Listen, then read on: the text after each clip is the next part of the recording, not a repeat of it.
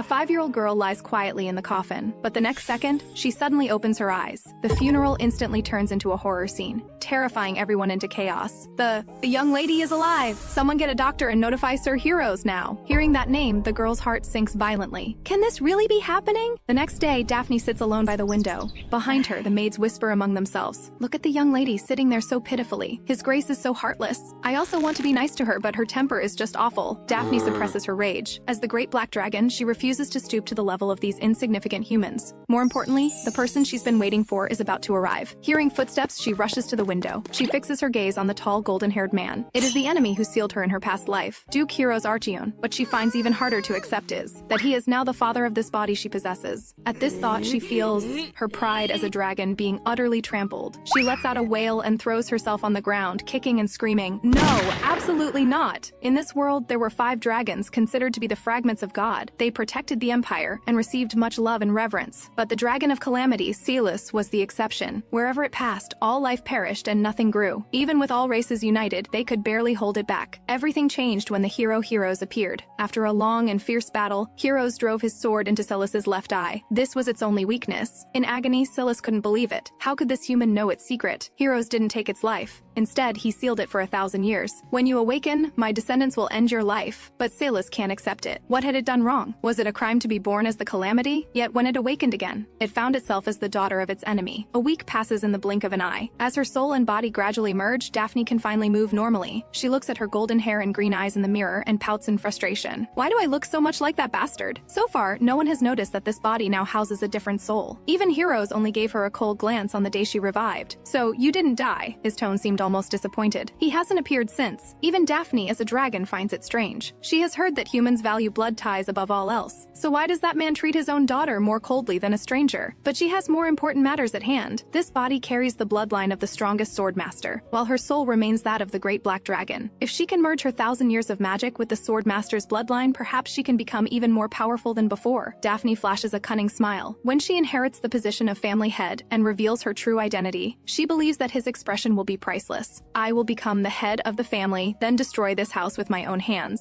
But Daphne soon discovers a new problem. When she was still a dragon, mana was imprinted in her soul, but now her surging mana feels blocked by a dam, unable to flow properly. She quietly examines this body. When she sees her stamina is 10 and her mana is 0, she is completely dumbfounded. How is this possible? How can my mana be 0? And isn't this body descended from a swordmaster? Suddenly, a sharp pain pierces her chest. She coughs up a large mouthful of blood. This terrifies her. The maids hear the commotion and rush in. They frantically wipe away the blood and call for a doctor. Just as we feared, even though the young lady has revived, this disease still can't be cured. Daphne panics. I'm sick? What disease? Is this body about to die? Then my plans for revenge are ruined? Suddenly, Daphne recalls meeting a sage several decades ago. He claimed he could see the future and prophesied that she would become a pitiful little creature. This infuriated her when she was still a dragon. She punched him clear across to the other side of the continent. Now it seems that man must know the whole truth. She must find him and get answers. But right now, even survival is a problem for this body. Daphne looks at the twin maids, Anna and Annie, and asks them what disease she has. They hesitate, looking troubled. My lady, you don't like hearing the name of this disease? Yes, you once threw a vase at us when we mentioned it.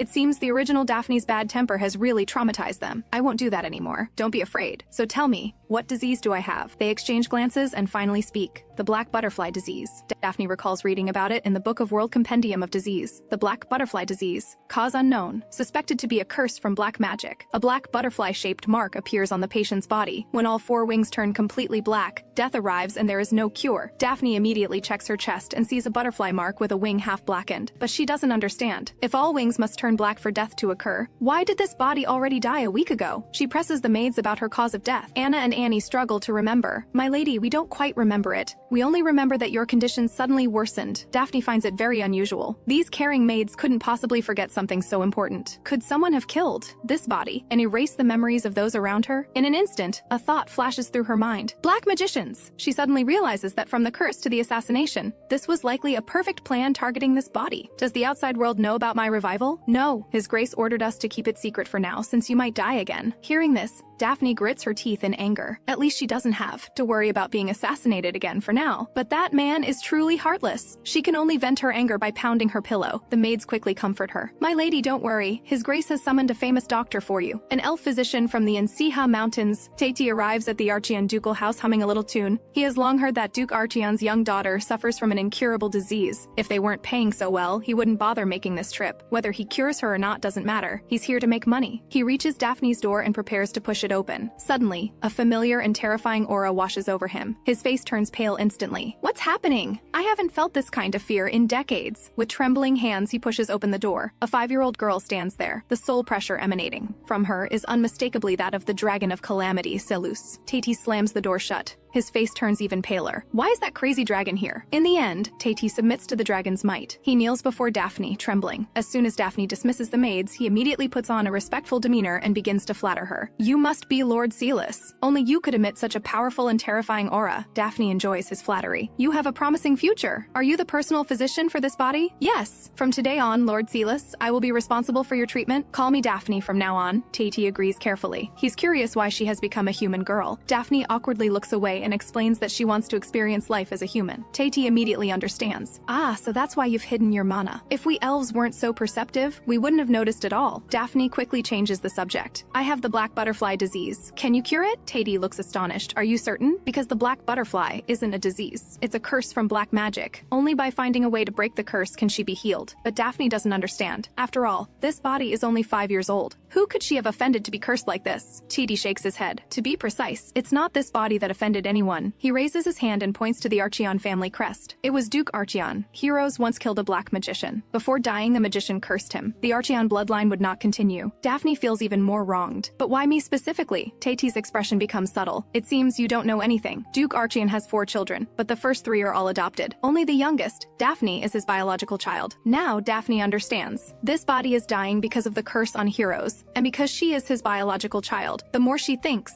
the angrier she gets. What? Why? This is outrageous. I almost die, and he hasn't even visited once. How dare he? Tati explains that the Duchess died giving birth to her. Daphne is stunned by this truth, but she's still angry. Heroes is too selfish, taking out his grief on his own daughter like this. She rolls up her sleeves, ready for a fight. Let's go to beat up that scum who's worse than a beast. Though Heroes is the Duke of the Archeon family, his illegitimate birth causes some vassals to look down on him. He holds this position only through his strength as the strongest swordmaster and the title of hero bestowed by the emperor himself. Even so, the vassals often oppose him in political matters. The atmosphere in the council hall is tense. Heroes and his confidants advocate opening the granaries to provide relief during the disaster. But some vassals, led by a count, firmly oppose this. They believe it harms the Archeon family's interests. They even mock him. Your Grace, you care so much for commoners. You must fondly remember your days wandering the streets as a youth. Heroes remains silent for a moment. His slender fingers tap the table to signal silence. Recently, the engagement ceremony that Marquis Garin held for his daughter was burned down. This was the commoners protesting the extravagant lifestyles of nobles. His voice is steady yet carries undeniable authority. If you wish to continue enjoying your wealth in peace, you must make some compromises. After all, the commoners don't have much patience. Then comes a dull thud. His fingers have pressed a dent into the solid table. To ease the tension, the vassals quickly change the subject to the long vacant position of Duchess. Before they finish speaking, Heroes crushes the table again. Just then, the council hall doors burst open. Daphne storms in with fierce determination. Long time no see, under everyone's shocked gaze, she struggles on tiptoe to grab a teacup from the table and hurls it at Heroes. The cup grazes his cheek and smashes against the wall behind him. Daphne climbs onto the table and advances toward him step by step. You brought me into this world without my consent and made me suffer this curse. Yet you don't fulfill even a single duty as a father. You're absolutely despicable. Heroes isn't angry. Instead, a faint smile curves his lips. What are you trying to say? Do you mean to resent me now, after all this time? You don't even deserve my resentment. I'm here to declare war on you. Suddenly, Daphne grabs a quill pen and thrusts it toward his heart. Heroes casually blocks it with an ink bottle. Daphne declares with all her might, I will not die.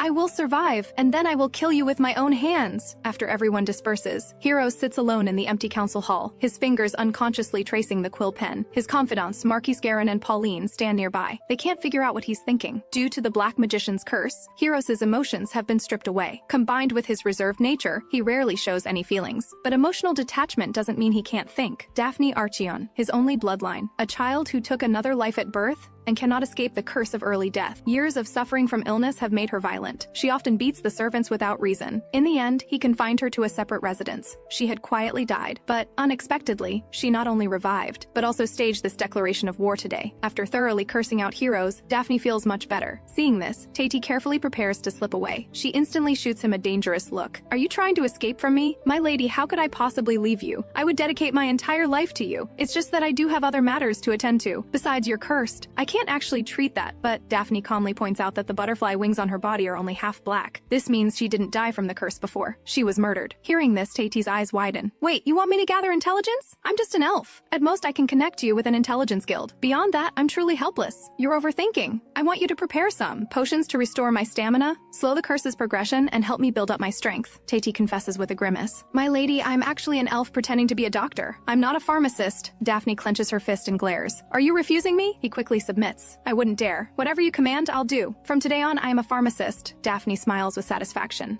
Everything is ready. Now she just needs to regain her strength. The maids Anna and Annie have been finding the young lady very strange lately, because she hasn't hit anyone for a week and no longer throws things at them. Her manner of speaking has become mature. Today she even went to the training grounds alone and forbade them from following. They can't help but wonder, is the young lady trying to attract His Grace's attention? At the training grounds, Daphne finds a secluded corner. She prepares to create a mana vessel for herself. Everything in this world has mana, even human babies. Her mana being 0 is clearly caused by the curse. Now she must guide out the mana imprinted in her soul. Daphne takes out a mana stone and swallows it whole. Instantly, searing pain engulfs her entire body. She curls up into a ball and endures. Slowly, she guides the mana stone's energy to break through the blockage in her body. As time passes, she suddenly spits out a large mouthful of black blood. At the same time, she clearly feels it. A tiny mana vessel has finally formed inside her body. Her mana has changed from 0 to 1. Daphne is thrilled. Great! If I keep training like this, I can continuously increase my mana, as expected of me. Afterward, she carefully collects the black blood containing the curse's power for future investigation. Just then, a stone hits the back of her head. "Who dares attack me from behind?" She turns around furiously. She sees a red-haired boy with arms crossed looking down at her. "Why are you at the training grounds? What bad luck? Leave now." It's the third child adopted by heroes, Daphne's older brother, Arius Archeon, but Daphne just glares angrily at him. Arius is somewhat surprised but still mocks her. "No matter how much you struggle, you'll die eventually, so just stay in your room and torment the maids like before." But the next second, her fist smashes solidly into his face. Arius stumbles to the ground, clutching his face in disbelief. "You dare hit me? You hit me first. Can't I fight back? How can you be like this? I'm your brother after all." Daphne can't help but roll her eyes. "I don't have such a shameless brother." Long ago, as a dragon living alone, Celis was once curious about what family was like. It secretly observed humans while invisible. It thought family meant beings who cared for and worried about each other no matter what. Yet this brother before her only speaks cruelly when she's on the brink of death. "I don't have a brother like you. Don't bother me again." Arius steps forward and points at her head. "I never considered you family either. Wake up. You're nothing but a disgrace to the Archeon family." But the next second, Daphne bites his finger. Arius cries out in pain. "You're asking for a beating. Pathetic. What can you do besides get beaten by me?" Arius is furious and about to strike back, but he's stopped by the commander Lloyd, who rushes over upon hearing the commotion. "What are you two doing?" Lloyd separates them. Not being able to beat up Arius disappoints Daphne greatly, but Lloyd's next words surprise her. He throws 2 wooden swords in front of them. Battles on the sacred training grounds must be fought with swords. "You can begin now!" Her eyes instantly light up with excitement. Settling this with swords would be much more satisfying. Arius looks at her with contempt. "You've never even learned swordsmanship. How could you possibly be my match?" Daphne silently tests the weight of her wooden sword. "You're so stupid. Having a brother like you is embarrassing. If you want to fight, then fight. Stop wasting words." Lloyd quietly observes them. As far as he knows, although Daphne is the Duke's only heir, she's considered a stain on the family. She beats maids, torments knights, and causes trouble all day. He heard she recently barged into the council hall to declare war on His Grace. Though His Grace ordered them to be patient, Daphne's behavior has been too excessive. Lloyd has reached his limit. So this time, he plans to let Lord Arius teach her a lesson. The next second, his pupils contract sharply, because he notices that this little girl, who has never held a sword, has perfect form. Decades ago, Celis once took human form to travel the world. She encountered an elderly man revered as a master swordsman. Back then, Celis was arrogant. "Human, isn't a sword just something you swing around casually?" But the old man struck her with his cane. "Even if you're a dragon, you have no right to look down on my sword." Being hit by a human for the first time left Celis stunned. Yet the confidence and determination in his eyes inexplicably drew her in. So she followed him and began learning swordsmanship. The old man demanded perfection in every detail of every movement. Each movement had to be practiced thousands of times. Though exhausting, Celis felt fulfilled for the first time. Sweat and tears finally had meaning. everything. She even began to enjoy this life. Between them formed a deep but unspoken friendship. Soon a year passed. When Celis came to the cottage as usual, she found him lying in bed. "Human, what will you teach me today? Stop sleeping in. Wake up." But her fingertips touched only cold stiffness. She stared at the lifeless body on the bed. "Are you dead?" she asked again and again, but only silence answered. Only then did Celis suddenly realize something she had long ignored. "Human lives are fleeting. Didn't you say you'd wait until I became a sword master? I don't even know your name." Tears fell uncontrollably. She didn't even know what this strange warm liquid meant. Afterward, she made a small grave for the old man. On the tombstone, she carved only one word: human. That was also the first time she felt that she was a lonely being. For decades after, she never returned to the human world. She hid in the mountains, practicing the swordsmanship the old man taught her day after day, trying to forget those memories with humans. Under Arius's shocked gaze, Daphne raises her wooden sword high. She executes a flawless vertical slash. "Don't underestimate me, you foolish human." Her aura, her stance, her gaze, all perfect. Just as the wooden sword is only 1 centimeter from Arius's head, Daphne suddenly freezes. The next second, she collapses straight down. Everyone freezes, unable to understand what just happened. Only Daphne knows. Her stamina is only 10, and that single sword strike has drained all of it. Arius's voice trembles. "Commander, was what I just saw real? Have you ever seen a 5-year-old child with such perfect sword form? He can't believe that a child who has never held a sword and is naturally frail has better form than him after 3 years of hard training. Is this the power of bloodline?" He suppresses his frustration and orders someone to take Daphne back. Then he grips his sword tightly. "From today on, Commander, you will teach me personally. I will not let that brat catch up to me." After sleeping for half a day, Daphne finally recovers. She's grown used to the maids all around fussing and concern. She never imagined that one sword swing could exhaust her. After all, when she was a dragon, she never knew what tiredness meant. Just then, Commander Lloyd requests an audience. Daphne thinks it over. Though she doesn't like the commander, he's at least one of the stronger people here. So she decides to meet him. Lloyd gets straight to the point. "My lady, have you learned swordsmanship before?" Daphne shakes her head. "At least this body hasn't." Lloyd is deeply shocked. Could it really be the talent? He quickly asks if she plans to study swordsmanship. Daphne shrugs helplessly. "Of course I want to. But as you saw, my body is weak. I fainted after just one swing. By the way, do you know how to increase stamina?" Lloyd says it's simple. She just needs to keep running. But then he adds, "Even so, it could still be dangerous for your body. You possess a talent as brilliant as a beautiful flower in full bloom, but the vase holding it is cracked. So for now, preservation is the top priority." His eyes show regret. What a pity. You might have been able to succeed his grace. After Lloyd leaves, Daphne clenches her blanket, anger surging within. "Succeed that bastard? How dare you compare me to him? Do you think I'm going through this trouble just to follow in his footsteps? I will surpass him, even if it means my body will completely break down." Soon Daphne begins running. At first, she faints before completing half a lap. Now she can run 3 laps and keep going. Half a month passes. Her stamina has finally increased to 30, and her strength has risen from 1 to 4. She's very satisfied. This is going much smoother than expected. At this rate, she'll soon be able to have her revenge. Of course, the potions Tati makes for her have been a great help. Lloyd sees her efforts,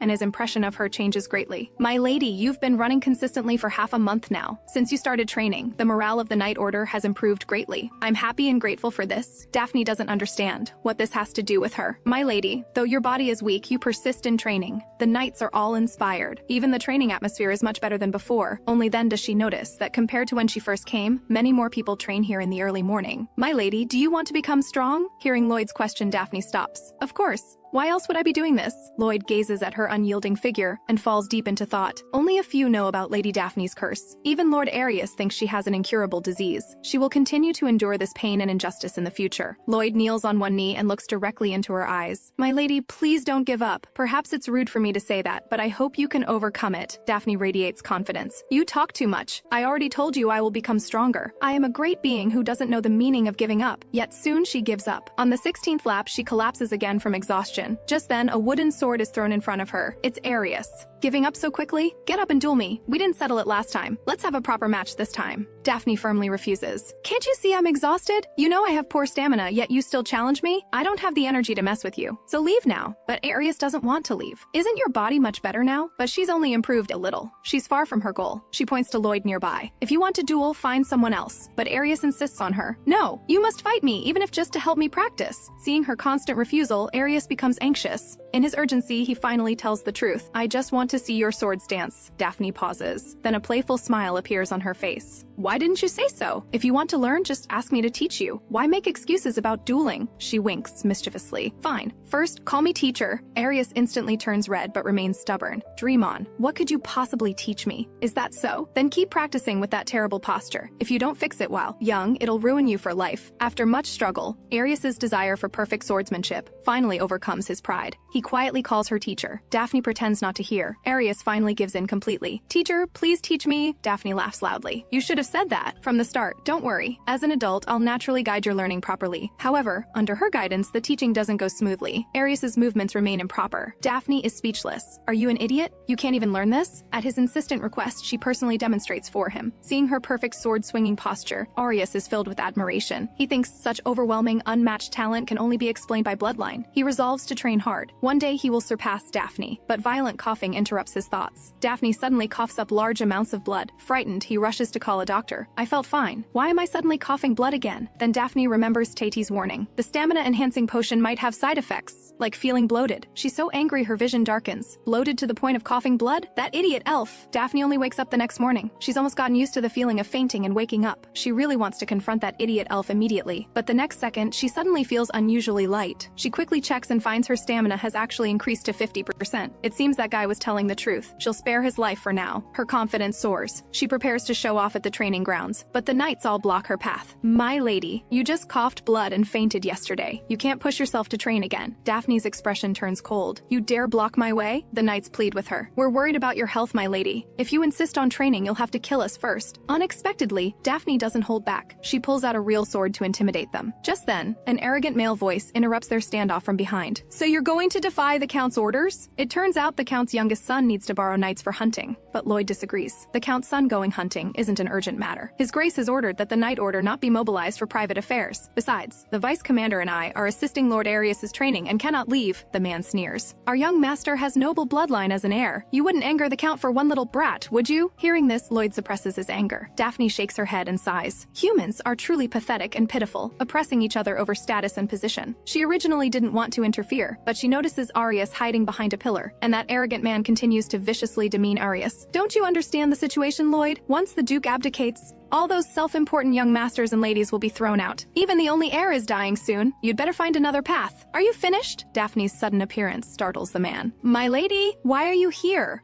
Of course, to hear what you say. Are you done with your last words? Her icy words send the man into a panic. Meanwhile, Arius holds back his tears, but the next second, Daphne's warm words sweep away the clouds in his heart. Arius is a member of the Archeon family. Even without blood ties, he is recognized by the Archeon family. She warns the man in a sinister tone. If you want to deny it, go ahead. I'll personally arrange a meeting between you and the Duke. This terrifies the man completely. He apologizes repeatedly and begs for mercy, but Daphne doesn't intend to let them go. But I'm in a very bad mood right now. If you can be forgiven with just an apology, what's the point of punishment? She points to the ground with fierce eyes. Stick your heads on the ground. Thus, a strange sight appears at the training grounds. Several people stand with their rear ends in the air and heads planted in the ground, obediently accepting her punishment. Lloyd silently gives her a thumbs up. But Daphne finds the class conflicts among humans quite ridiculous. Yet if anyone dares to bully the weak in front of her, she will never stand by idly. Just then, Arius appears holding a bouquet of flowers. He hands it to her with a red face.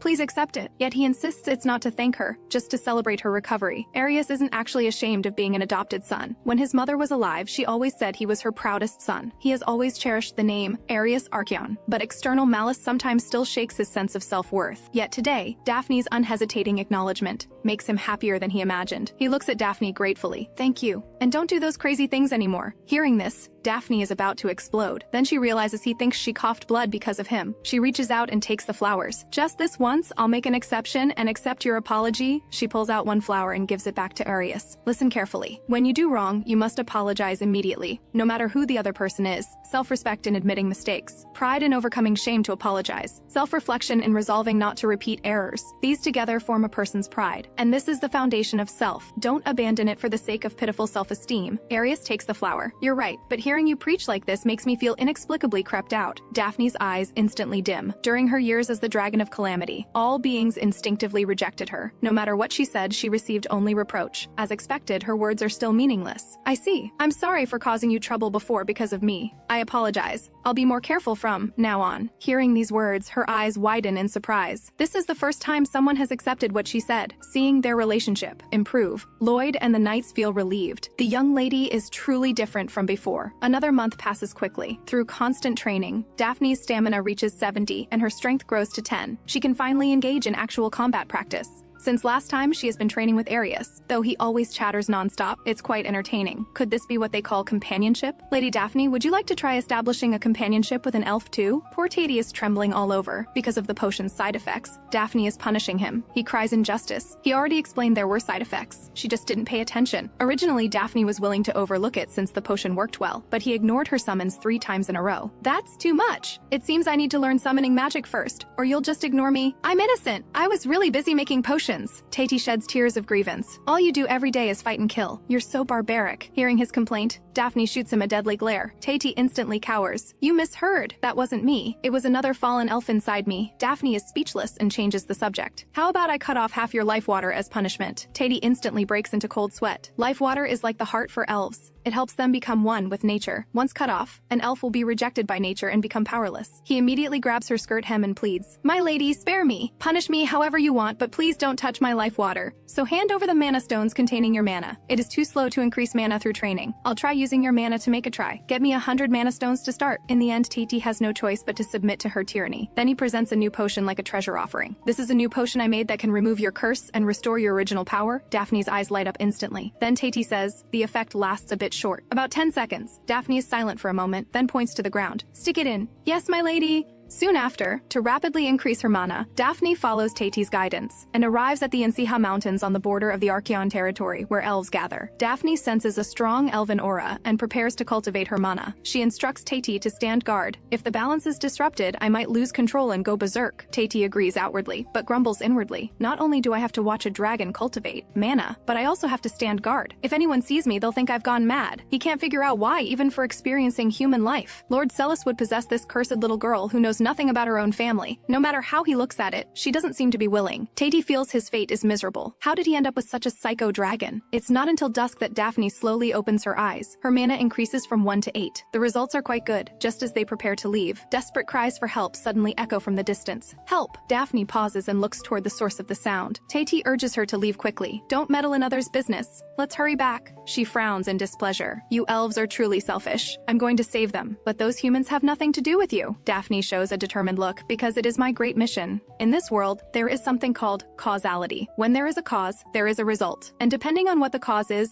the result is judged differently. For example, the golden dragon. As a fragment of God, even if it whimsically unleashes its breath attack and takes countless lives, causality still tilts in its favor, transforming all its actions into righteous deeds. But the black dragon Celis, as calamity, merely because its essence is evil, bears all misunderstanding, blame, and rage. Yet even so, Celis still firmly makes its own choice. When Daphne arrives alone at the conflict scene, she sees a gang of bandits robbing the guild. The bandits see this lone little girl in fine clothes and plan to kidnap her for ransom. But Daphne calmly surveys the scene and counts their numbers. At this moment, a guild guard struggles to block the bandits and shouts at Daphne, "Child, run! I'll hold them off!" But he's instantly struck down. Daphne walks straight toward the bandits and takes out the 10-second potion Tatey developed, drinking it in one gulp. Pathetic humans fight pathetically and meet pathetic deaths. But before the Great Celis, I absolutely cannot ignore that. Everyone stares dumbfounded at this little girl who suddenly appeared and defeats 13 bandits in less than 10 seconds, using only a wooden sword. Though this child's manner and tone seem brash and cocky, her movements have no flaws whatsoever. Seeing her golden hair and incredible strength, the guildmaster approaches the girl and asks tentatively, "Might you be Lady Daphne Archeon?" Daphne glances at him impatiently. "Who are you? How do you know me?" He becomes emotional, tears welling up as he firmly grasps her hand. "I am Edhert, master of the Golden Chalice Guild. Lady Daphne, it's my honor to meet you. Thank you so much for saving us. We're alive because of you." "Yes, without you we'd surely be dead. Thank you for saving us, Lady Daphne." The guild members' thanks rise one after another. Daphne freezes. "Are you thanking me?" The master tears up with emotion. "Yes. Who else could it be? We'll never forget this debt." In the hundreds of years she lived as Celis, even when she rescued all the humans swept away by a tsunami, she never heard a single word of thanks. But since possessing this body, this is already the second time she's heard such gratitude. Could it be that, because she was forcibly attached to a human body, causality has changed accordingly? If she continues living as Daphne, can can she shed the name of calamity and live an ordinary life? The causality that plagued her for hundreds of years has been so easily broken. She can't help but smile with self-mockery. At this moment, TT approaches and whispers a reminder. My lady, though it's a buzzkill, you might not have time to be moved right now. That potion you just drank is actually a stimulant, and when the effects wear off, before he finishes, Daphne suddenly spits out a large mouthful of blood. Meanwhile, in Heroes' office, his aide Pauline reports the guild robbery to Heroes. The Golden Chalice Guild was ordered to secretly transport a holy relic from the Archeon ducal house, but was ambushed. It is obvious that the information leaked. Only the guild master and the vice master knew the details. The master seems completely unaware, so Heroes decides to personally interrogate the vice master. Pauline pauses, his tone tinged with disbelief. According to the master, when they were attacked, it was Lady Daphne who repelled all the bandits with a wooden sword. Heroes looks up, his eyes filled with disbelief, but Pauline has confirmed with other guild members. It's true. Why would she save them? Heroes mutters to himself, confusion filling his expression. He orders Pauline to dig deeper into the bandits' background and takes the box containing the holy relic, leaving the office. Meanwhile, Daphne falls into a chaotic dream. She is still that fearsome black dragon. One day she sees a village consumed by flames. She tries to extinguish the fire with water from a nearby lake, but it's just a drop in the bucket. She doesn't dare use ice magic, fearing she might accidentally harm humans. So she can only circle above the village, using voice amplification magic to call out again and again, "Human, come out of your houses immediately. I will protect you with magic." But in the end, not a single person is willing to come out. Looking at the village reduced to ruins, and the corpses huddled together inside the houses, she suddenly realizes that compared to the fierce flames that devour houses and suffocate, humans fear more the one outside the door viewed as the calamity, herself. Those humans who could have lived all died because they feared her. The despair in the dream surges like a tide. She cannot save anyone because she is calamity itself. The scene suddenly shifts. She becomes Daphne again. Surrounded by the merchants, who survived, they exclaim excitedly, "Lady Daphne, all of us are alive because of you! We'll never forget this debt." The grateful words are so genuine, forming a sharp contrast with her hundreds of years of lonely destiny. She's about to say something. When she jolts awake from the dream, she can't tell which side is the dream, but perhaps the chains of causality have broken. Daphne sits up and is surprised to find Heroes sitting by her bed. "You're awake." Her mood instantly sours. "If you have something to say it. If not, leave now." Heroes stares at her face and suddenly asks, "I've been curious. Why did your way of speaking suddenly become so strange?" Daphne rolls her eyes, too lazy to respond. Heroes looks away. "Fine. Just answer 2 questions and I'll leave." She speaks mockingly. "How interesting. I nearly died, and when I wake you don't even show a hint of concern, just straight to interrogation." Heroes' expression doesn't change. "You said you don't acknowledge me as your father. In that case, I treat you as an independent individual, not as my daughter. If you don't like it then, be my daughter again." Daphne feels disgusted hearing this. Who wants to be his daughter? First question, did you know the guild was transporting the family's holy relic? Holy relics are gifts from dragons passed down through every family for generations. If you want to see it, I can show you. Second, why did you save those merchants? Daphne says matter-of-factly, "Because they were being bullied by bad people, so I intervened to save them." This confuses Heroes. He signals her to explain in more detail, or the family's investigators will trouble her later. Daphne impatiently, "Isn't it natural for the strong to protect the weak?" Natural. Heroes savors these words carefully. But a few months ago, a maid was dismissed just for stepping on her shadow, and she drew a blade to threaten the head chef because the food was cold. He can't help but doubt whether that cold, ruthless child and this girl before him saying the strong protect the weak are really the same person. Could coming back from death really change someone so drastically? But her curse remains, and her body shows no abnormalities. "If you're done with your questions, leave quickly. I need to rest," Heroes warns. "If you're plotting something, you'd better stop now. I've long grown tired of your past misdeeds." Then he hands her the box containing the holy relic. "This is the White Lion's lamp. Opening it while sleeping helps restore stamina. Even if you don't want to see it, you should still keep it. You earned it yourself." Heroes says this and leaves. Daphne examines the holy relic in her hand and can't help but complain. He came to deliver the lamp, yet he has such an attitude. Humans are truly incomprehensible. Soon, news of a 5-year-old girl defeating bandits spreads rapidly through the entire noble social circle. In the underground casino where nobles secretly exchange information, several richly dressed people are quietly discussing the robbery of the Archeon family's holy relic. Has the Duke found the mastermind? Not yet. No matter how much torture, they can't get those bandits to talk. How strange. There isn't even a single clue about who's behind it. However, what interests them more than the identity of the mastermind is the little girl who defeated the bandit group. And Edhurt, master of the Golden Chalice Guild and an eyewitness, naturally becomes the target of nobles eager to gather information. Edhurt acts mysterious. "My story is very expensive." At this moment, a long-haired man in a cloak quietly approaches and pours him a full glass. "This is 30-year-old holy relic's grace. Can you continue the story?" The fine wine goes down, and Edhurt immediately opens up. It turns out the guild traveled safely all the way to Archeon territory. Moreover, the escort guards were elites from the On-Hall mercenary group, each nearly a sword master. Even capable of serving as Prince's guards. Yet such a lineup was easily crushed by the bandits. Just when I thought death was certain, a child suddenly appeared and knocked all the bandits down, and she used only a small wooden sword. If I hadn't seen it with my own eyes, I wouldn't believe it. And that child was none other than Lady Daphne, daughter of Duke Archion. Edward then looks worried, but right after she dealt with the bandits, she coughed up blood and fainted. The accompanying elf physician said it was due to overexertion. The nobles marvel that the spoiled young lady has truly changed. After hearing this, the long-haired man's lips curve into an inscrutable smile. He silently leaves, walking out of the casino, and removes his cloak. As expected, you truly never disappoint, Lord Celis. A few days later, a maid bursts into the room excitedly. My lady, look what I brought you! But she sees Daphne lying stiffly on the ground. Since defeating the bandits last time, whether due to the potion's side effects or other reasons, Daphne has been bedridden for 3 full days with muscle pain. Even so, her recovery is faster than expected. She looks at the holy relic, the white lion's lamp, by her bed. Though she doesn't want to admit it, it does seem quite effective. She feels this holy relic must have something strange about it. She needs to be careful. At this moment, the maid hands her an envelope, my lady. It's a ball invitation from House of Marquise Finch. This is the first invitation you've received in half a year. Daphne doesn't understand why it's been half a year. Don't you remember? Half a year ago, at the tea party held by the Adele house, you caused a huge scene, beating more than 10 children in one go, even breaking young Lord Adele's nose. Daphne sighs helplessly, I see. Put it away. Moreover, that tighty bastard is playing disappearing act again under the excuse of making potions. She hasn't been able to contact him for days. At this slow pace, when will she become strong enough for revenge? Restless, Daphne comes to the training grounds again. She's about to practice her mana, when she suddenly spots something shiny on the ground. It's actually a mana stone. Seeing no one around, she snatches it up, planning to keep it. But when she looks up, she discovers another one not far away. Her luck today is incredible. She happily picks up 3 in a row. As expected, the great me has good luck. Unexpectedly, when she looks up, a figure is crouching beside her. Daphne reacts instantly, punching the person in the face. Who are you? Did you deliberately lure me here? No wonder I kept walking toward remote areas. The girl who was hit trembles in pain. Though it's wrong for me to appear suddenly, you can't just hit people. Daphne stares at her warily. Who exactly are you? What are you doing here? The girl freezes, her eyes dimming. Well, I haven't left my room lately, so you probably don't remember me. She lowers her head, her voice getting quieter. Then she musters courage and shouts, I'm your sister! Daphne looks at her aggrieved face in confusion. You say you're my sister? Don't tell me you've even forgotten my name? I'm Vipera. As she speaks, she suddenly becomes lost in her own world. We really haven't seen each other in a while. It seems increasingly difficult for me to communicate with others. Nobody likes me anyway. Sometimes I even think being forgotten alone in my room might be better. She suddenly snaps back and looks at Daphne urgently. But I came to ask you a favor. Can you let me meet your elf physician? Vipera is already prepared to be rejected. For this request, she practiced her words all night. Sure, I'll help you meet him. Daphne agrees too readily, which instead makes Vipera feel intensely surreal, because the Daphne in her memory was an absolute bad child. Look at your hair color, it's like weeds, so ugly. I get annoyed just seeing you. Back then, Daphne always found ways to humiliate her, as if hurting others was a given. She looks at her dark green hair, silently countering that mother clearly said this color was beautiful, even after being hurt repeatedly. Vipera still follows her mother's dying wish,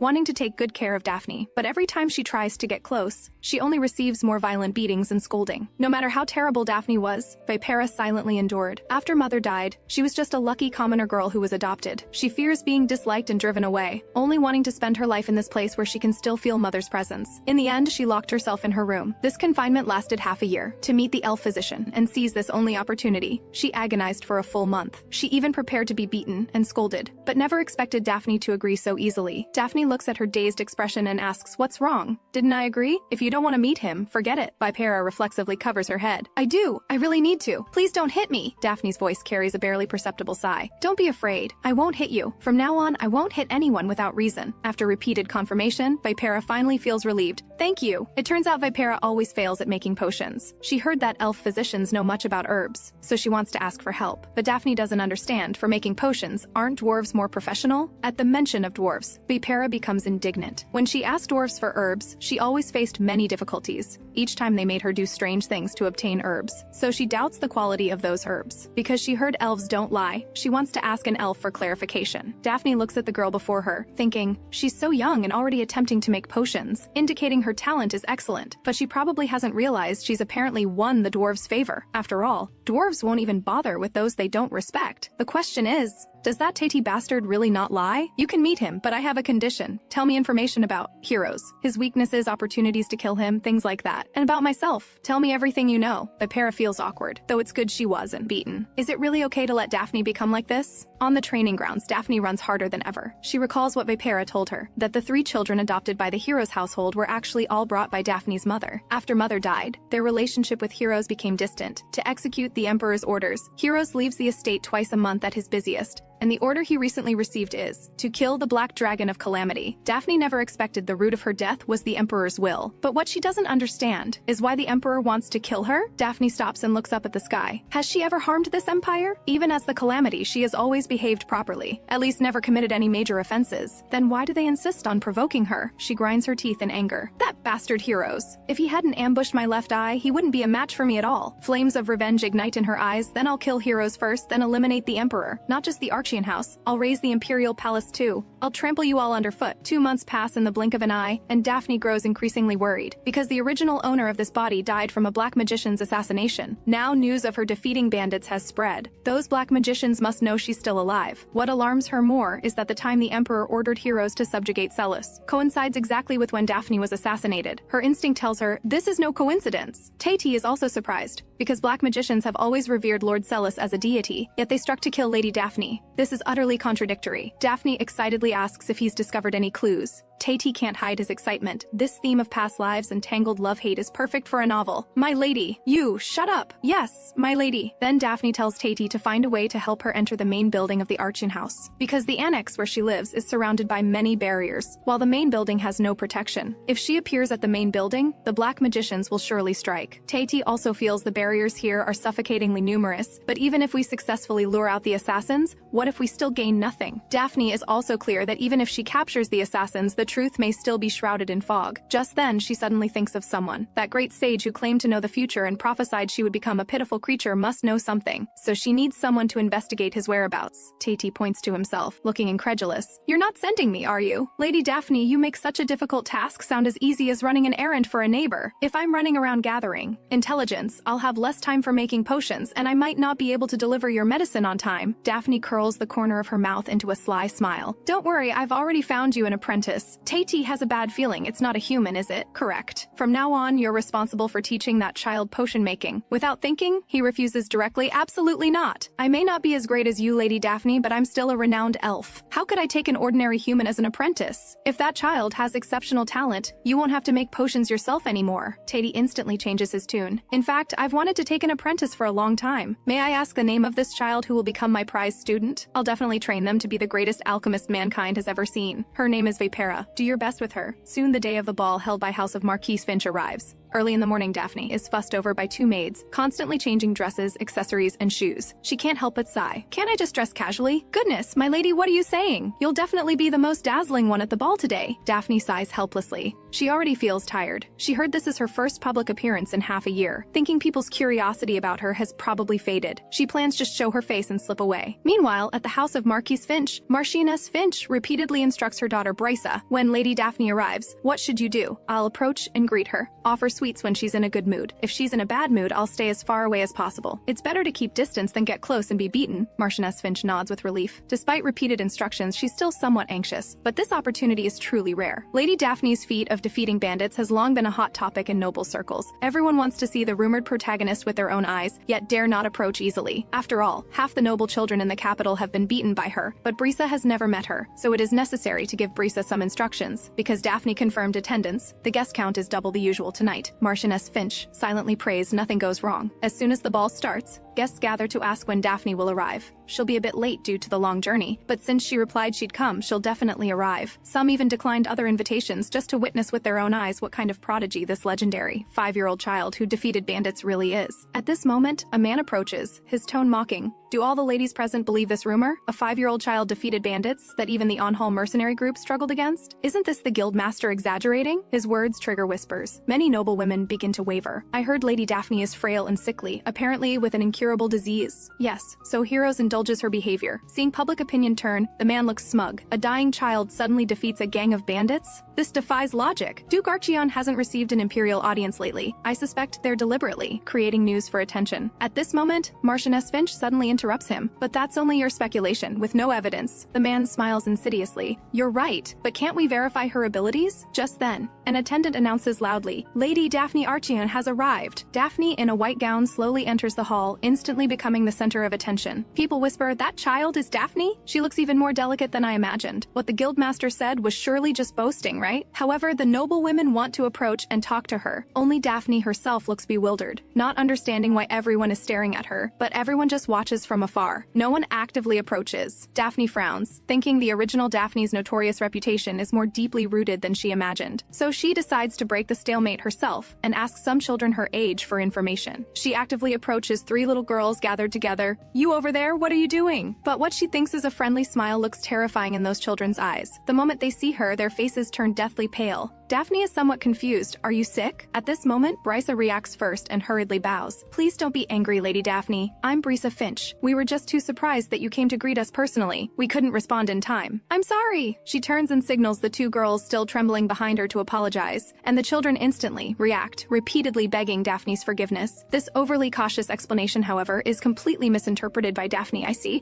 because I'm a great being. You feel afraid and bow in submission?" Brysa clearly didn't expect her to understand it this way, but to avoid angering her, she nods repeatedly in agreement. "Because you're the great Lady Daphne, this is completely natural." She attentively invites Daphne to sit. The 2 girls also bring her refreshments and drinks. "If you need anything else, please let us know." This treatment pleases Daphne quite well. She'll have to boast about it when she returns. That pink-haired girl is quite clever. She could make her a direct subordinate. Suddenly, a boy shoves Brysa aside. "Get out of the way! Annoying pest!" He swaggers up to Daphne and threatens, "Daphne Archeon, since the day you broke my nose, I've been waiting for this day. Today I'll have my revenge. I'll show you what real combat is." Daphne glances at him speechlessly. "Who's this? One of the unlucky ones the original Daphne dealt with?" She looks at Brysa, who was pushed down. Her brow furrows slightly. "Where are you looking? Don't think about ambushing me like last time. I heard you also practice swordplay, so let's have an honorable duel." He tosses a wooden sword at Daphne's feet and continues to provoke loudly. "A villainous and fraud like you doesn't understand what honor means." At this moment, in a secluded corner on the 2nd floor, Duke Brown quietly overlooks this farce, a cold smile on his lips.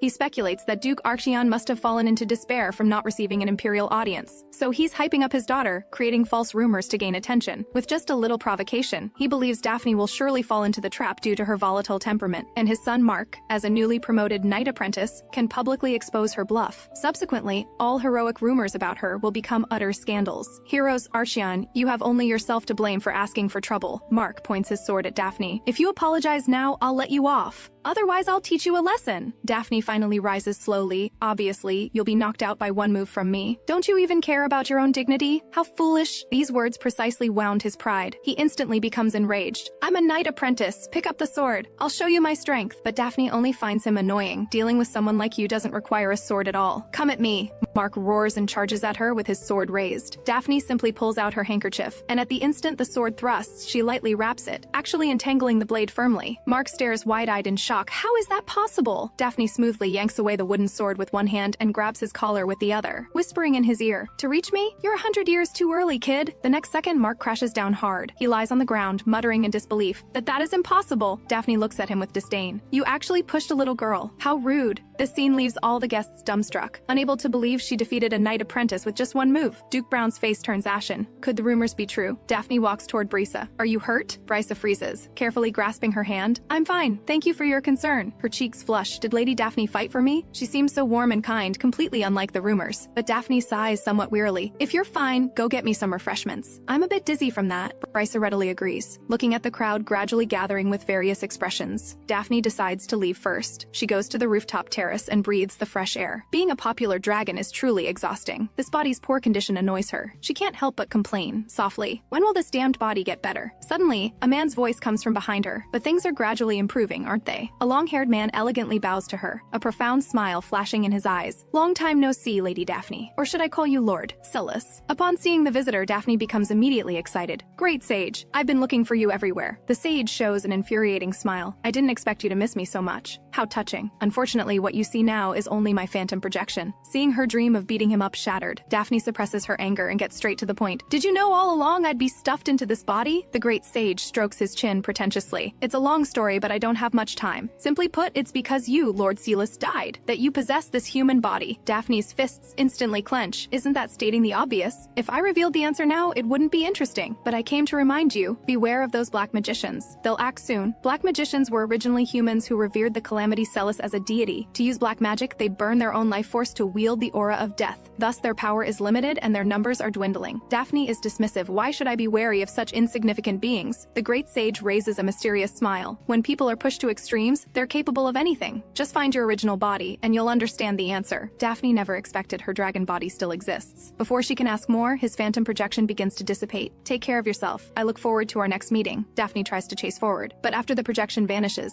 there's no trace. She feels she's been toyed with. Her dignity as the great black dragon has been played with by a human. Fine, you damn sage. I'll make you my top elimination target. You just wait. Just then, the entire building suddenly begins to shake violently. Before Daphne can figure out what's happening, she senses a strong aura of death erupting from the ballroom. Recalling the warning from the great sage just now, she suddenly feels something is wrong. In the hall, the collapse triggered by an explosion throws guests into chaos. Marchioness Finch staggers through the ruins, extremely anxious. Where are the children? We must save the children first. But a man roughly pushes her aside. Get out of the way. I need to get out. I can't die here for nothing. He grabs a servant by the collar. Get me out of here now. Find me a secret passage with fewer people. Suddenly a stone hits the back of his head. He turns in pain, only to see Daphne confronting him furiously. You disregard others to save yourself. Do you think only your life is precious? Didn't you hear others shouting to save the children first? Her words immediately silence the man, his face flushing. Daphne turns and hands the little girl she rescued to Marchioness Finch. Take this child first. Be careful. Marchioness Finch nods solemnly, picks up the child, and leaves quickly. Daphne continues searching through the chaos, sending children one by one to safety. Sensing the aura of death still spreading continuously, she speculates there must be a catalyst somewhere, so she must find the source before the building completely collapses. At this moment, she smells a pungent odor. The scene has somehow erupted into raging fire, with thick smoke billowing. The situation grows more complex. Seeing a little girl beside her coughing continuously, Daphne takes out her handkerchief and has her cover her nose and mouth. She knows human children are fragile. Any mistake and they could suffocate from the smoke. She cannot let them die here. She shouts at some adults escaping, "Hey, this child is in bad state. Take her out quickly." They immediately respond, taking the child and rushing toward the exit. As the fire grows larger, Daphne has a firm determination. She stands resolutely in the firelight. The weak must be protected. I, the great black dragon Celis, will get everyone out safely. Through tireless effort, most people have escaped danger. At this moment, the man who just took a child out returns. Lady Daphne, the rescue team will arrive soon. You should leave quickly too. Come on, let's go out together. Looking at his sincere eyes, Daphne gives him her approval. You pass. You can go. I still need to go back in and check. But Lady Daphne, you're injured too. Don't you realize? The man is deeply moved, not understanding why such a selfless child who disregards her own safety was previously subject to such criticism. As a newspaper proprietor, he must make her noble deeds widely known. The next second, he scoops up Daphne and rushes out. Daphne struggles hard. She still hasn't found the source of the aura of death. Just then, a faint cry for help comes from deep in the fire. She forcefully breaks free and rushes into the flames without looking back. She searches with difficulty through the scorching fire and thick smoke. She clearly just heard a cry for help here. Who is calling for help? Finally, she sees a curled up pink figure. It's actually Brysa. Daphne rushes over without hesitation. Others have evacuated. Why are you still here? Seeing Daphne, tears instantly well up in Brysa's eyes. I'm sorry, my leg is pinned by a stone. I can't move. Daphne comforts her gently. Don't be afraid, I can lift this stone. When I count to 3, pull your leg out. She braces against the stone with both hands and finally lifts it with all her strength. Brysa finally breaks free. She notices Daphne's hands cut by debris, blood streaming down. Her eyes fill with worries. Daphne casually wipes her hands on her dress. Now's not the time to worry about that. Is anyone else here besides you? Brysa explains that when the explosion happened, she evacuated the other children first. She wanted to come back for one more look but got trapped under the stones. Hearing this, Daphne looks at her with surprise. Her gaze shows approval. Well done. You did great. You're truly worthy of being my chosen subordinate. She extends her hand to Brysa. The entrance is blocked. Let's find another way out together. At that moment, Daphne senses a thick, chilling aura of death. She stares intently at a table not far away. She slowly bends down and approaches. Hidden beneath the table is a box. She carefully pulls out the box. It's a bomb! Bryce's face fills with shock. What do we do? Can we just dismantle it? Daphne's expression grows grave. It's made with black magic. There's no way to dismantle it. Sensing the surging aura of death within it, she realizes that once it explodes, the entire estate will be reduced to ashes. No one outside will be spared, including those who just narrowly escaped. She must find a way to deal with it here. Bryce's voice trembles with fear. Are we going to die here? Who said anything about dying? I'm here. What's there to fear? Suddenly, an idea flashes in Daphne's mind. Her mana, like black magic, originates from the negative energy of death. These two forces are essentially identical. As long as she can handle the energy difference, she can absorb it and convert it into her own mana. This black magic bomb is practically a delicious feast for her. I'm going to detonate this bomb now. Get far away. These words leave Braisa utterly terrified. Daphne points to a blocked passage. The blast wave will clear the debris. Use that chance to escape. Wait, what about you, Lady Daphne? Daphne's tone is firm, her eyes flashing with resolve. I must stop the explosion from spreading. And for me, this might be a chance to increase my mana. Then she urgently rushes Braisa to get ready to leave. Ignoring all protests, she runs alone with the bomb to the center of the hall. To Braisa, this clearly looks like Daphne sacrificing herself to save everyone. And she acts as if it's the most natural thing. Thinking of how Daphne reached out to help her before, how Daphne didn't hesitate to rush into the flames to rescue her. Tears well up in her eyes. I can't let Lady Daphne die like this. Meanwhile, Daphne focuses intently on channeling the mana within her body. Let's begin the meal. Earlier, in the woods beside the territory, Heroes swings his sword and slays the last magical beast. Pauline examines the twisted creatures on the ground and discovers these beasts look like nothing she's ever seen before. Heroes explains they are all forcibly fused chimeras. He wipes the blood from his sword, his gaze growing cold. Only black magicians can create such forbidden modifications, and these beasts might just be the beginning. He's grown deeply weary of these black magicians. From now on, let the Night Order handle clearing out magical beasts. Pauline watches Heroes' back, feeling very uncomfortable. The Duchess died at the hands of black magicians,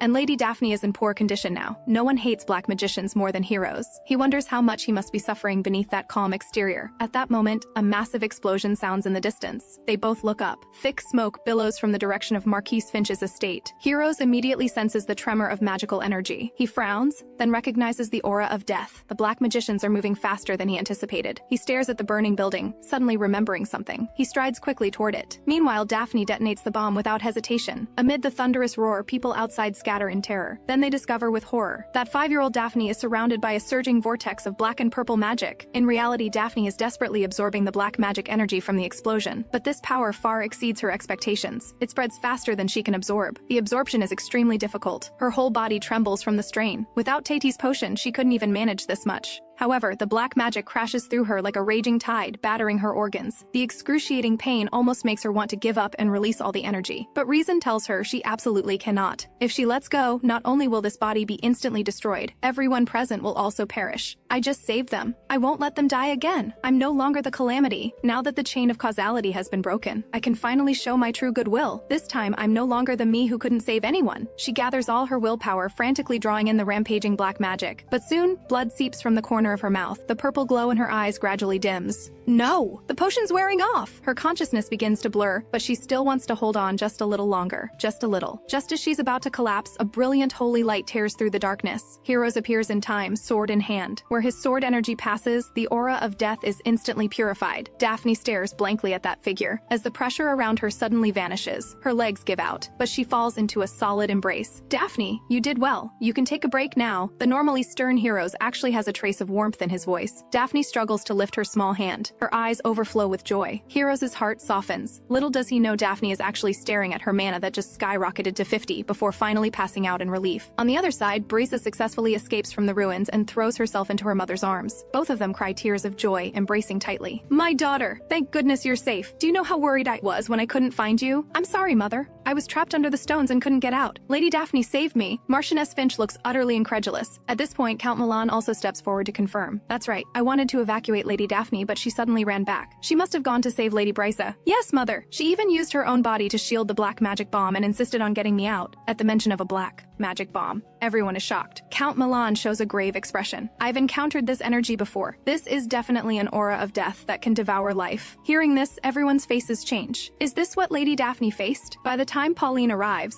Heroes has already come out carrying Daphne. Seeing Daphne covered in wounds and completely still, Pauline's face goes pale. Lady Daphne, has she died again? Hearing the Duke say she's not dead, he thinks, that's great! He thought they'd have to prepare another funeral. Suddenly, a large crowd of guests who narrowly escaped death pushes up behind them, talking over each other about Daphne's condition. Is Lady Daphne in danger? Should we call a physician? If it's a black magic injury, only holy power will work? Lady Daphne was hurt like this trying to save us. Faced with their concerned inquiries, Pauline wants to say something, but Heroes has already turned to leave. Pauline frantically signals him with his eyes to stop. Your Grace, even if we must leave, we should at least explain what just happened. It concerns the young lady after all, Heroes says coldly. Anyone with eyes should be able to see what Daphne did. I don't need to explain. As expected, Just as he said, people are already spontaneously recounting and confirming the miracle that just occurred. Lady Daphne risked her life to absorb that terrible aura of death and saved us all. She's a true hero. But Heroes' face shows no relief. He thinks to himself, hero? It's just an empty title. If she really died, such praise would be useless. He doesn't linger, signaling Pauline to return to the estate quickly. Behind them, those who were rescued still gaze reluctantly at that small figure. In the deep night sky, the moon is dim and lightless. In the pitch-black forest, a figure in a black cloak appears silently. Several subordinates immediately kneel on the ground, trembling, reporting. The figure whirls around, revealing a face wrapped in bandages. A pair of exposed eyes sweep viciously over everyone. You mean our plan failed? Since ancient times, black magicians have been viewed as the embodiment of evil. To disrupt the flow of life energy, they went so far as to slaughter the white dragon, symbol of the essence of white magic. This brought down a massive purge by Duke Archeon. A few survivors managed to escape and created the secret organization Ghost. They've lurked in the shadows for 5 years, sharpening the blade of vengeance, all for this day to announce Ghost's return and exact revenge on the Empire. Yet, their plan failed. The leader looks down at the subordinates kneeling before him, fury nearly erupting from his eyes. I said if the mission fails, you end yourselves. Yet you have the audacity to return alive? Do you not take me seriously? A black magician hastily kneels to explain. Leader, please calm your anger. We are not clinging to life out of cowardice, but we have critical intelligence that must be reported. Daphne Archeon, Heros' daughter who was cursed by the previous leader. She absorbed the bomb's energy. The leader's pupils instantly contract. Wasn't she already dead? Inside Daphne, besides the previous black magician leader's curse, there's also tremendous power of death. As long as they kill her before the curse manifests, they can recover this power. So he ordered Daphne's elimination months ago. Faced with his questioning, the black magician repeatedly assures him they did kill Daphne at the time. But the truth is, she's somehow still alive. The leader clenches his fist, burning with rage. Must the Archeon family oppose me at every turn? No matter what, those who obstruct Ghost cannot be forgiven. That damned Heroes killed our deity and our people. They must all be destroyed. Before he finishes speaking, he raises his hand and snaps his fingers. The kneeling black magicians immediately let out agonizing screams. Their bodies rapidly turn into wisps of white smoke. Ghost will claim your meager power of death. Now it's time to search for the Calamity's corpse? After the attack, news of the black magician's reappearance causes a massive uproar. The public is anxious and public opinion is in turmoil. As Duke, Heroes bears far more pressure than this. 3 days have passed since the incident. The royal family, heavily criticized for their poor response, still hasn't summoned him. Is it because Daphne, who stopped the explosion, still hasn't woken? She hasn't opened her eyes for 3 days. Heroes looks at Taty, who is preparing potions. It's only been 3 days. Your Grace,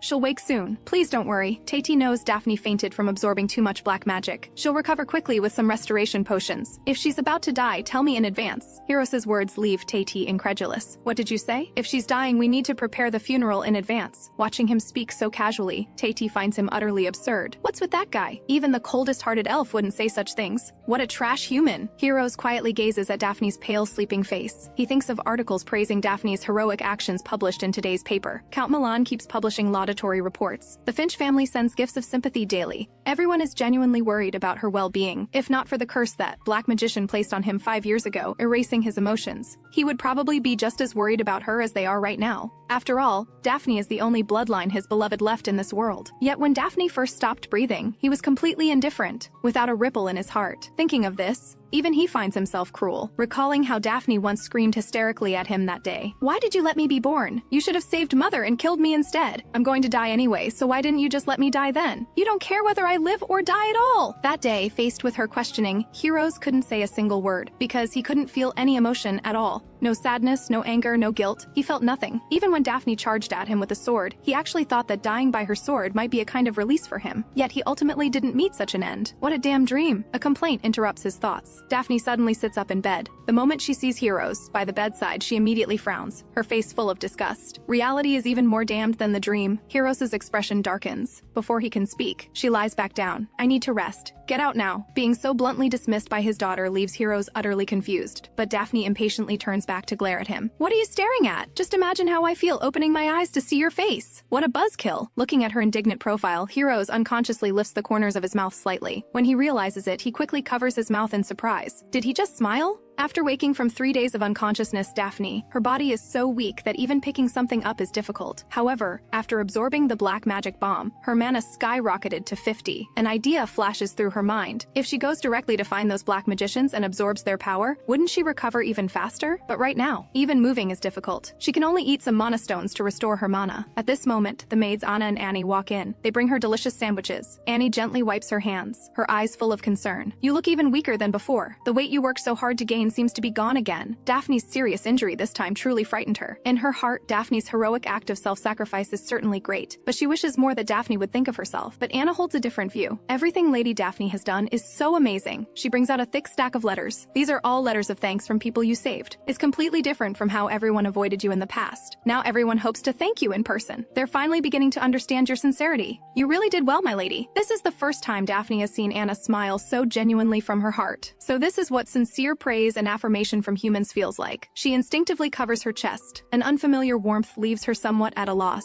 She opens those letters. Every line is filled with gratitude. Lady Daphne saved my child. Please honor us with a visit to our humble home. We will never forget this kindness. This feeling is far heavier than a simple thank you. Is this the joy of having goodwill reciprocated and sincerity accepted? Simply because she is Daphne and not the calamity everyone once feared. She's finally escaped the cycle of causality that tormented her for centuries. For the first time, she's received equal treatment. The absurdity this awakening brings almost makes her burst into laughter. But the joy flooding her heart now is enough to cover those painful memories of saving others only to be blamed. My lady, the physician says you can move around appropriately now. Would you like to return to the annex to rest? But Daphne shakes her head. A faint, elusive smile plays at her lips. I need to stay here a few more days, because a guest is coming. Deep in the night, a dark shadow, concealed by the night, silently infiltrates the room. By the bedside, it coalesces into a man's figure. He quietly watches the sleeping Daphne. She's actually still alive. Last time I clearly confirmed she was dead. How can this be? No matter what, he must kill her completely this time. He specifically chose tonight to act, because the strongest swordmaster in the Empire, Duke Arxion, was summoned to the palace. His perception is extremely sharp. He can detect even the sound of falling leaves from 100 meters away. His mere presence makes anywhere he resides a fortress of the highest level. Even the annex is covered with powerful magical barriers, making it difficult to approach. Last time they had to wait for Daphne to come to the main building to find a chance to strike. Tonight, he cannot miss this rare opportunity. He gathers chilling black magic in his hand and thrusts it viciously at Daphne on the bed. Go die! Unexpectedly, the sleeping girl suddenly speaks, binding. In an instant, several streams of black-purple mana wrap tightly around the man, rendering him immobile. He's shocked and horrified. What's happening? What is this? Daphne leisurely sits up, smiling at him. You foolish human! This is the proper way to black magic. His face fills with disbelief. That's impossible! You were just an ordinary child before. Did you hide your strength? Or is this a trap set by heroes? But Daphne answers leisurely. Even in a desperate situation, you don't forget to gather intelligence. That deserves praise. Before she finishes, the man is slammed hard onto the ground. He struggles to lift his head, glaring at Daphne. Who are you really? You're about to die. Why bother knowing so much? The man violently tears off his mask. Black magic gushes from his mouth. Like surging waves, it attacks Daphne. No one except the leader has ever been able to withstand this move. Unexpectedly, his powerful attack would be easily dissolved by Daphne. You dare use such inferior magic against me and hurt me? You're 100 years too early. Witnessing his ultimate move so easily dismantled, the man is instantly dumbfounded. Though black magic and the power of death contained in the calamity are similar, Daphne's power is clearly far superior. It is child's play for her to break this level of black magic. The man, collapsed on the ground exhausted, finally faces reality. This girl before him is absolutely not someone he can handle. He must relay this intelligence to the leader. He injects black magic into his own heart. Once he dies, his companions will sense the anomaly through the disappearance of his aura and report everything to the leader. But how could Daphne let him succeed? With a wave of her small hand, the black magic in his heart is forcibly extracted. He completely breaks down. How is this possible? To me, death is a natural consequence. I am both the great black dragon and the calamity. She grabs him by the collar. Her purple pupils flash with undeniable authority. Your life belongs to me. All death can only be realized through the calamity, so tell me everything you know. It turns out that this black magician is in an organization called Ghost. They not only want to eliminate their enemy, Duke Arxion, they also want to hunt dragons, seize fragments of God, and then use the aura of death to rule the entire world. A trace of mockery flashes in Daphne's eyes. Even God couldn't accomplish it. How dare you mere humans fantasize about it? Perhaps it's precisely this insane belief that they can succeed that makes these people especially dangerous. After all, they did successfully slaughter the White Dragon. Ghost targeted her because they want to kill her before her curse activates, thereby seizing the enormous power of death within her. Currently, the Ghost organization hasn't obtained complete power, which means she still has time. But as long as she lives in this body, she can't escape their pursuit. If black magicians launch a large-scale surprise attack without warning, in her current state, she'll likely struggle to cope. Her only way out is to become stronger, as long as she becomes an existence that transcends everything. Then, she can not only defeat heroes, the Emperor, and Ghost, but even lift the curse and reverse her fate. At this moment, Tati pushes the door open. He's instantly terrified by the bizarre black mass on the ground. Lady Daphne, what is this monster? Why is there a corpse in your room? He's not dead yet. He can't die here. Tati suppresses his nausea and examines the paper-thin black magician. Oh Oh my! Not a trace of power left. You completely drained him. Anyone who didn't know would think you're a vampire. Daphne tells Tati the intelligence she obtained. Tati curls his lip disdainfully. Mere humans dare to dream of ruling the world? But those humans actually killed the white dragon. Who knows what the future holds? She reminds Tati to be careful, but she herself becomes fired up with fighting spirit since they dared to provoke me. I absolutely won't let them have their way. Take that guy away and deal with him. Don't leave any trace from the assassin's attempted suicide. She deduces that ghost members might have special communication methods. Tati thinks Daphne wants him to silence and bury the man. His face goes pale, but Daphne speaks calmly. There is no need for such trouble. Just throw him far away. I've already erased his memory. Not killing is my principle. As Tati handles the paper-thin man, he silently prays. I hope you can stick to this principle for life. At this moment, he suddenly remembers that the great sage seems to have appeared in the western desert recently, so he plans to investigate. Daphne retreats into the covers. Got it. You just go ahead. Tati feels somewhat wronged. My lady, do you know how far the western desert is from here? I'm not going for fun. Doesn't your loyal subordinate deserve a word of praise? Are you going or not? I'm going. Goodbye. At daybreak, Knight Commander Lloyd already stands on the training grounds, recalling how he often came out to train in the middle of the night when he first joined.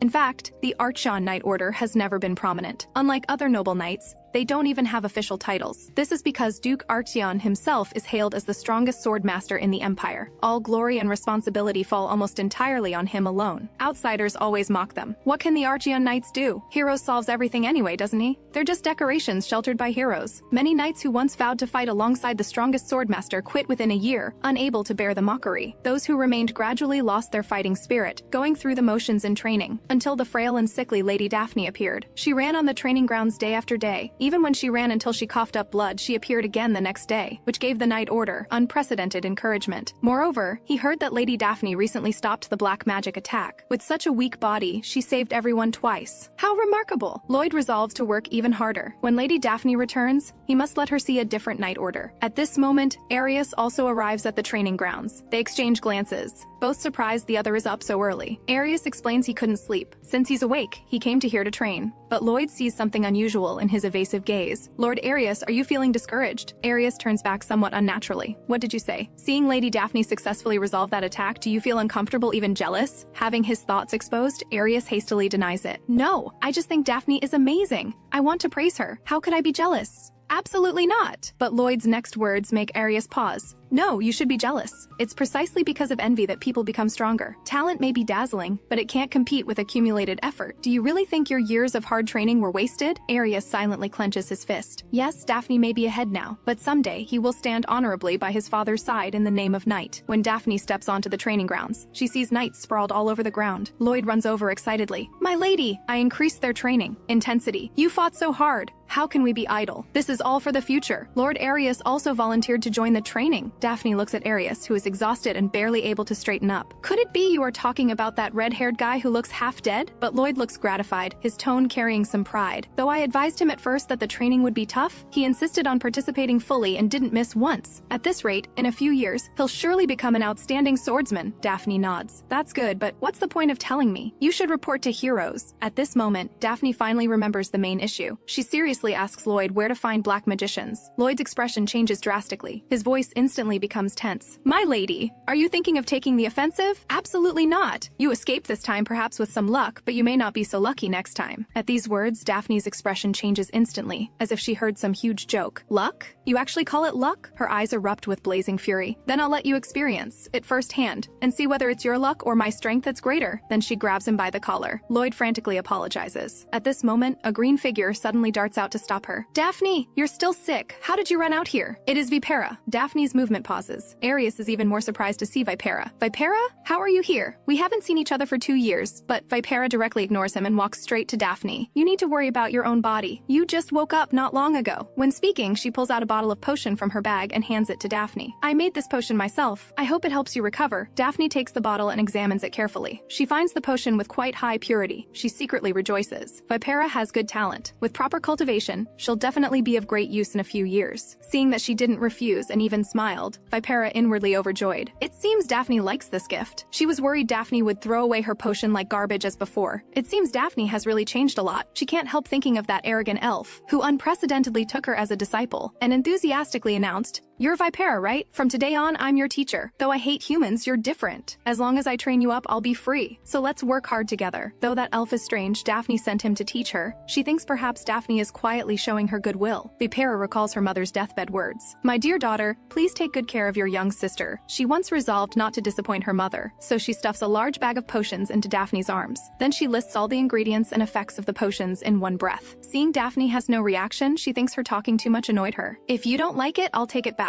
I'll use it well. Thank you. This warm scene between them leaves Arius completely confused. Wait, can someone tell me what's going on? You two, don't ignore me. Vipera, why did you ignore me before when I asked you out, but now you're so close to Daphne? Vipera blushes and explains that Daphne helped her before, so now she must take on the responsibility of an older sister to care for her. Arius stares blankly at this girl who once withdrew for 2 years because of being bullied by Daphne. Now she approaches Daphne without any guard. He thinks perhaps Vipera also feels Daphne's change. This harmonious atmosphere gives him a fleeting sense of family. Speaking of which, what's this potion? When did you learn alchemy? Are you sure there won't be problems? Don't worry, the effects are good because I tested them all on myself. Daphne and Arius both exclaim at the same time. What did you say? Vipera explains she tested them in various ways, like cutting herself first, then applying the medicine, or drinking them when her stamina is depleted, or taking them when mana is completely exhausted to test the effects. After testing, the effects seem quite good. Daphne and Arius are speechless. Don't you know the side effects of potions can be terrible? At this moment, Daphne suddenly thinks that since the knights will all undergo high-intensity training from now on, stamina depletion and mana exhaustion are inevitable. So she tells Vipera if she wants to test potion effectiveness, she can ask the knights to test. Arius immediately agrees. Yes, they are very strong, so no need to worry. The knights lie on the ground wanting to cry but having no tears. As the commotion settles, Arius's mood brightens. Anyway, Vipera, it's great you could come out. The three of us haven't been together like this in so long. It would be even more perfect if our oldest brother were here. Vipera nods gently. It's already very good like this. Arius raises his hand and hooks their shoulders, his smile incredibly bright. Exactly. It's great now.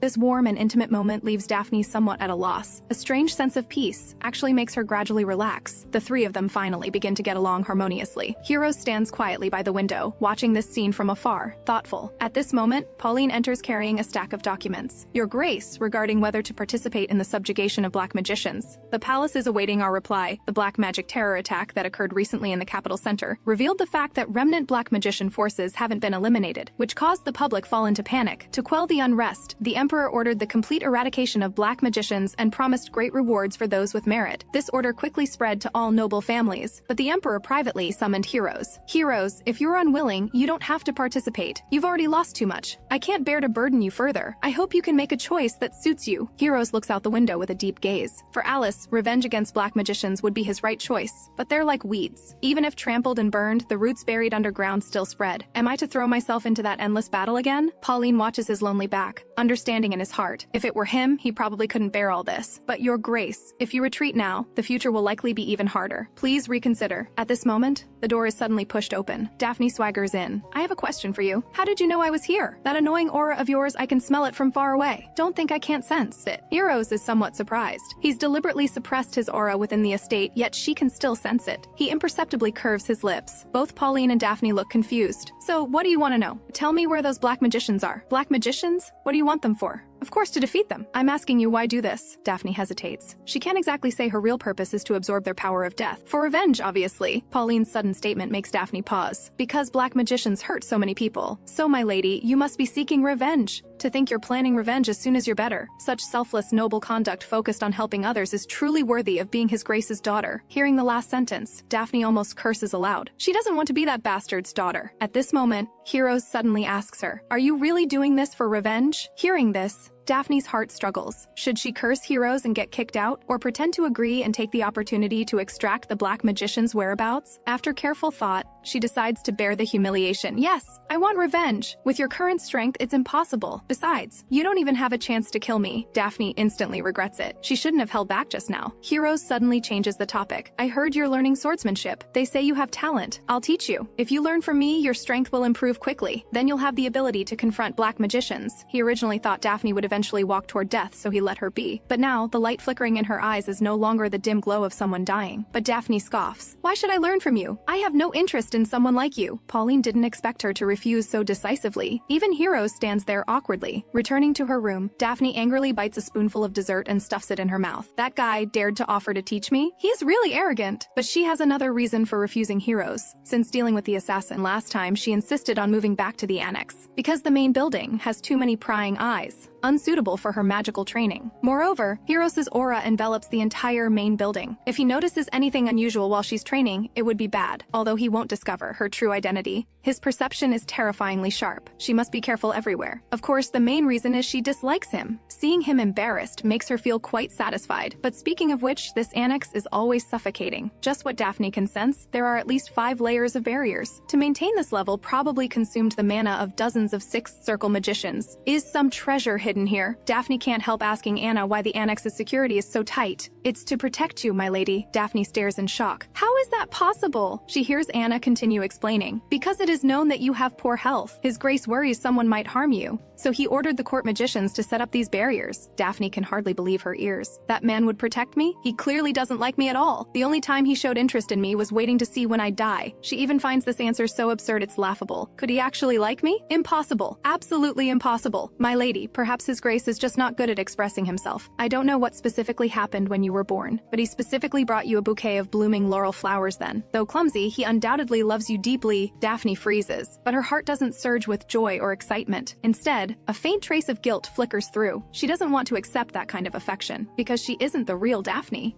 The next day, Heroes heads to the training grounds to find Lloyd, hoping to test his reaction. "If I said I wanted to teach you swordsmanship, what would your reaction be?" Unexpectedly, Lloyd immediately interprets this as Heroes personally offering to teach him swordsmanship. He immediately bows at a perfect 90-degree angle on the spot in gratitude. "Even though I'm inferior to you, your Grace, please take care of us." Heroes is about to explain that's not what he meant, but before he can say anything, Lloyd has already excitedly gathered all the knights to announce this wonderful news. Hearing that his Grace will personally instruct them, the knights instantly erupt with excitement, moved to tears. Faced with this scene, the socially awkward Heroes finds himself trapped in an awkward position and has no choice but to agree. So this is the normal reaction. The knights are all so happy. But why is Daphne so resistant? A sense of defeat suddenly washes over him. "So here you are." Suddenly, a familiar voice rings out from behind. Daphne stands there with her hands on her hips, pointing at him arrogantly. "The great me is specially giving you an opportunity. I'll reluctantly allow you teach me this once." Her sudden change of heart leaves Heroes somewhat bewildered. In the carriage, Daphne gazes out the window, her thoughts in turmoil. Her change of heart this time is not without reason. Recalling Anna's words and the holy relic Heroes gave her, she gradually realizes that Heroes doesn't seem to dislike her. His silence feels more like clumsy protection. But this realization only makes her feel more uncomfortable. She always remembers that she is Celis, the dragon of calamity feared by all. She is not the real Daphne Archeon. This unpleasant feeling is like she has stolen something that rightfully belonged to the real Daphne. But rather than being led by these emotions, she might as well take this opportunity to extract everything she can get from Heroes. However, this road feels increasingly familiar to her. "Didn't you say we're going to practice swordsmanship? Where are you taking me?" "My swordsmanship is very powerful. To avoid harming innocents, I've always practiced alone elsewhere." When the carriage stops and Daphne sees the old cottage before her, her heart pounds violently. An overwhelming sense of familiarity hits her. How is this possible? This place is clearly sealed. Memory fragments begin crashing through her mind. Human? Isn't swing a sword just waving it around? Even if you're a dragon, you have no right to look down on the sword. She thought she had long forgotten those memories. They should have been fleeting moments that needed no remembering. To her, human lives are as brief as ephemeral flowers. However, regarding this cottage and that old man who once taught her swordsmanship here and accepted her as the dragon of calamity, those memories have always lingered in the softest corner of her heart. Tragically, because of her ridiculous pride. Until the old man passed away, she never even asked his name. "Why did you bring me here?" Heroes gazes at the cottage, explaining this was his master's home. Daphne recalls the old man's teachings from back then. A truly great being embraces lives weaker than itself, to protect the weak and to restrain the strong. That is what makes one truly great. She finally asks softly the question that came too late. "What was your master's name?" "Bertio Archeon. He was also my grandfather." Meanwhile, in the distant western desert, Tati pants heavily under the scorching sun, shouting with all his might at the nimble figure running ahead. "Stop right there, great sage. If I stop just because you tell me to, then why am I even running?" Tati is about to explode with frustration. That damned sage! If he really lets him escape, that crazy dragon will definitely kill him. If I die of exhaustion, you'll be guilty of killing an elf and be hunted by all elves for the rest of your life. The great sage laughs carelessly. "As long as you promise not to catch me, I'll stop." Helplessly, Tati agrees. He shuffles slowly over to the great sage's side, gasping for breath. "Are you really human?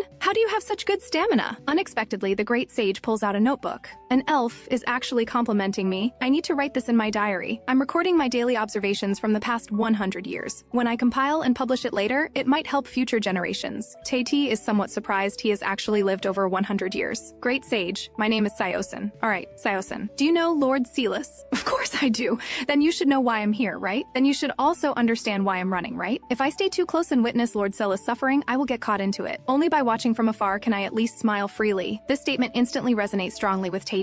Me too. I hope that crazy dragon suffers miserably and never appears before me again. After venting, he sighs helplessly. But I have no choice. If I don't bring you back, I'll die. Do you really want to watch me die? Yet Sayosin's eyes gleam with curiosity. I haven't seen what an elf looks like when they die. Can you let me witness it and record it in my diary? Taiti explodes with anger at his stubbornly unmoved attitude. Come back with me now. She will never let you go. No matter where you hide, she will find you. Sayosin finally drops his playful demeanor. He gently brushes away Taiti's hand that grabbed him in agitation. I will return, but now is not the time. Please tell Lord Silas to wait just a little longer. If you tell her that, she will understand. Daphne never imagined that the only human friend who accepted her decades ago was actually her enemy's grandfather. How ironic fate is. Not only has she taken the body of her only friend's great-granddaughter, now she even plots to kill his grandson. Daphne stares at her own hands. How could I do such a thing? After finishing preparing the training area, Heroes notices Daphne looking dazed and distracted. He thinks she's feeling unwell. Just as he's about to step forward and ask, he hears her suddenly laugh. Her laughter leaves him puzzled. At that moment, Daphne suddenly turns and stares directly at him. Heroes, listen carefully. I'll only say this once. She takes a deep breath. Please teach me swordsmanship. I'll be in your care. She has never spoken to anyone with such a humble tone, which makes her blush with embarrassment. And Heroes is so shocked by her sudden change in attitude that he freezes in place. For a moment, he forgets to respond. Just as Daphne grows impatient waiting, Heroes suddenly scoops her up. If you're feeling unwell, just tell me. We'll head back immediately. Seeing that he's completely misunderstood her meaning, anger flares up in Daphne, but she forcibly holds it back. I'm fine. If you're fine, then why are you suddenly so quiet? Why else? It's because he's her only friend's grandson. She struggles a bit and urges, stop fussing and set me down. Start swinging your sword. I'll do it just like you do. Unexpectedly, Heroes' expression suddenly becomes serious. You want to imitate my movements? Daphne, is sword funny to you? Daphne can't help but widen her eyes, because Heroes' tone and expression are uncannily identical to his grandfather's. It gives her chills. Basic training starts with push-ups until you are breathless, your head throbs, and your sight blurs. He points to the barbell made from a massive stone beside them, his tone brooking no argument. After that is endurance training. Carry it up and down the mountain repeatedly. I've already prepared stamina recovery potions. Just focus on training. When you complete these 2 tasks within 3 hours, you get to hold a sword. Daphne secretly scoffs to herself. Decades have passed and the teaching method hasn't improved at all. However, receiving their instruction one after another feels like a gift from fate to her. She feels it's not so bad. She immediately starts doing push-ups. Within 10 days, I will hold a sword. This time I absolutely will not give up. Just wait and see, Heroes.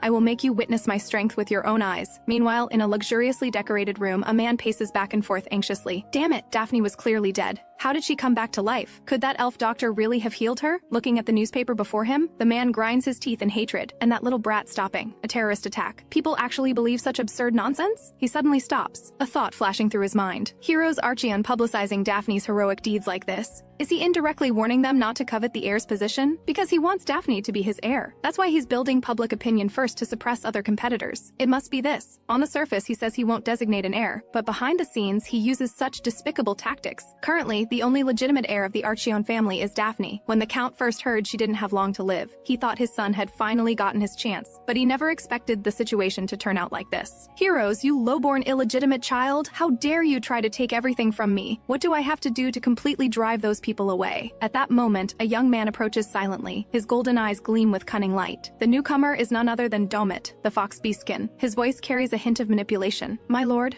calm yourself. I've already thought of a countermeasure. The Count turns excitedly and asks him for the solution. Domit smiles slightly, his expression full of calculation. You should know that over a month ago, the supply of mana stones suddenly decreased. Investigations show the black magicians behind it attacked multiple trading companies and mines, forcibly plundering mana stones. The Count is shocked by this news. What? You mean they started moving that early? A sinister smile curves at the corner of Domit's mouth. Yes, so the Empire will soon assemble a subjugation. When that happens, we simply need to slip Lady Daphne into that subjugation. The Count's expression changes. changes. What do you mean? I do want Daphne dead, but I don't want to kill her with my own hands. My lord, please don't look at me like that. I've also thought this through carefully before speaking. Having this hero who stopped the terrorist attack join them will surely greatly boost the soldiers' morale. But what the Count doesn't understand is, Daphne is ultimately just a 5-year-old child. Perhaps she's momentarily caught up in playing hero, but how long can such a facade last? Domit continues. The soldiers who go to battle with her will witness her true nature personally. We simply need to patiently wait for the moment she reveals her true colors. Hearing this, the Count's expression softens slightly. But as you said, she's just a child. What if Heroes firmly opposes this? Domit's smile deepens. That would be even better. There will be rumors then that she's a coward who deserted before battle. Her previous heroic deeds were merely luck. Think about it. What kind of hero doesn't dare go to the front lines? Hearing this, the Count finally breathes a sigh of relief. Then let's do as you say. Domit, you truly never disappoint me. Domit bows elegantly. His tone is confident. Please leave it to me, my lord. I will make sure to drag Lady Daphne down.